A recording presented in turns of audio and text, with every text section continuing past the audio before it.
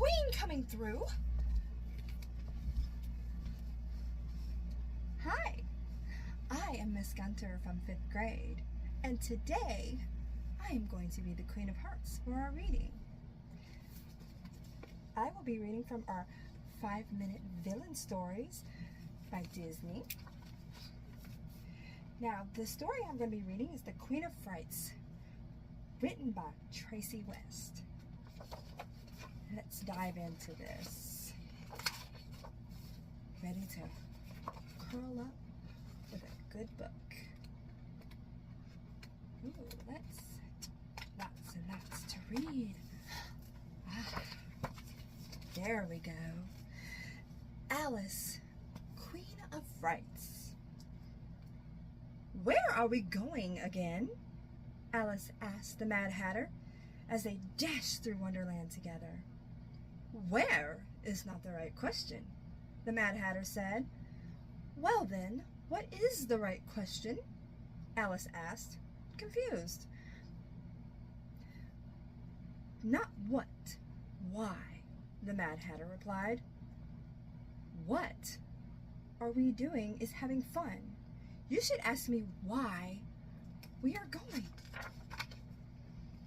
Alice shook her head. Wonderland logic was a bit confusing, but she finally getting the hang of it. Very well, she said. Why are we going? I don't know why, the Mad Hatter answered. I just know that we are in a hurry. The Mad Hatter rushed along, and a curious Alice followed. The sky grew dark, and fat raindrops began to fall. The Mad Hatter plucked a flower and handed it to her. A little rain never hurt anyone. Here, use this. Nearby, at the castle, the Queen of Hearts was feeling quite cranky. She had not slept well the night before and was in need of a good long nap. If anyone disturbs me, I will have their head, she barked at the guards as she stomped into her royal chambers. Spotting the rain streaming through the open window, the Queen frowned. Nasty rain, she muttered.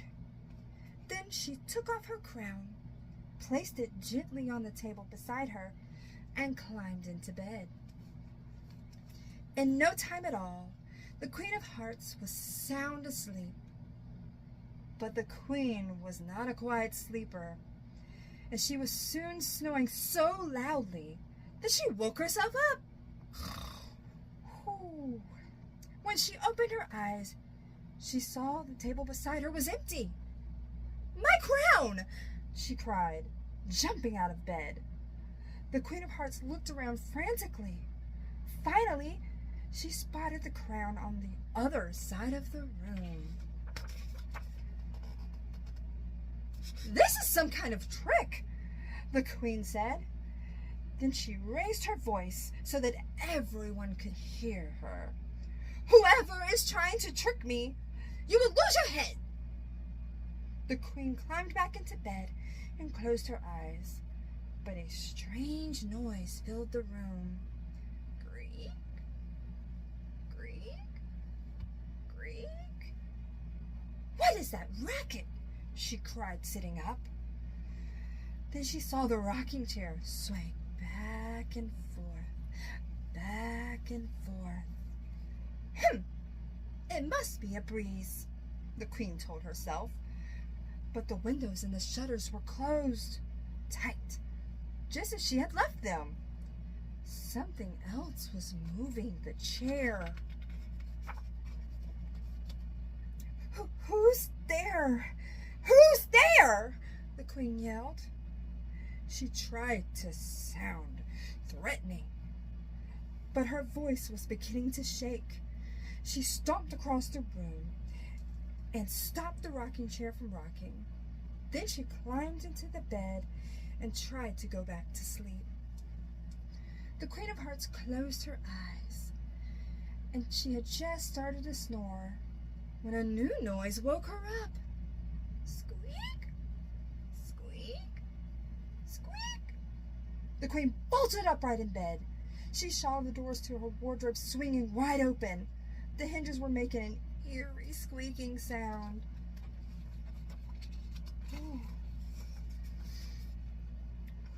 Whoever is trying to trick me will lose your head, the queen whispered in a fright. She ran up and closed the wardrobe. Then she turned to go back to bed. Creak, creak, creak. The queen spun around. Something had come out of the wardrobe. It had legs but no feet. It had arms but no hands. And worst of all, it had no head. Ah! The Queen of Hearts screamed, "A ghost!"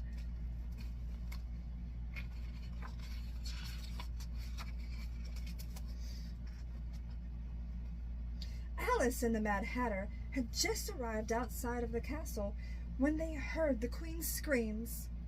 "Oh my, is this where we are?" the Mad Hatter said. "Here is not good where we should go."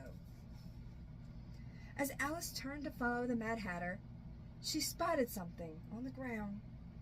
"I think I know why we are doing what we are doing," she said. "We need to go inside that castle." They crept into the Queen's castle. A few moments later, Alice and the Mad Hatter burst into the Queen's chamber. "Ghost! Ghost!" the Queen of Hearts yelled. She was as white as a sheet and trembling from head to toe. Alice marched up to the ghost and pulled off its shirt. It was the March Hare. The little dormouse peeked out of the front pocket of the March Hare's jacket. "I remember now," the Mad Hatter cried. "We were playing hide and seek." "We were looking for a place to hide," the March Hare said, "but nowhere seemed to work.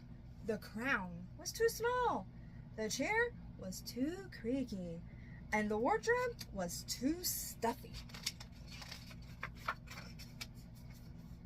The Queen of Hearts turned a deep shade of red. "Off with your heads!" she screamed. The Mad Hatter knew it was time to go. He tapped the March Hare on the shoulder. "You're it!" he cried. Then he ran off. Alice followed him.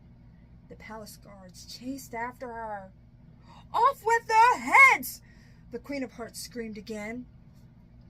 Outside, the rain had stopped, but fortunately, the ground was still wet. The guards slipped and slid, giving Alice and her friends a chance to get away. Back at the Mad Hatter's garden, Alice and her friends enjoyed a nice cup of tea. "That was fun!" the Mad Hatter exclaimed. The Mad Hatter agreed. The March Hatter also agreed. "Let's play another game," he said. "What do you say, Alice?" the Mad Hatter asked. "I think I've had enough games for one day," Alice replied. "I'm quite fond of my head, and I'd like to keep it." Do you think that everything the Queen went through was scary when she was trying to sleep? That seems kind of scary. But I definitely agree with Alice. I would not want to lose my head. Now,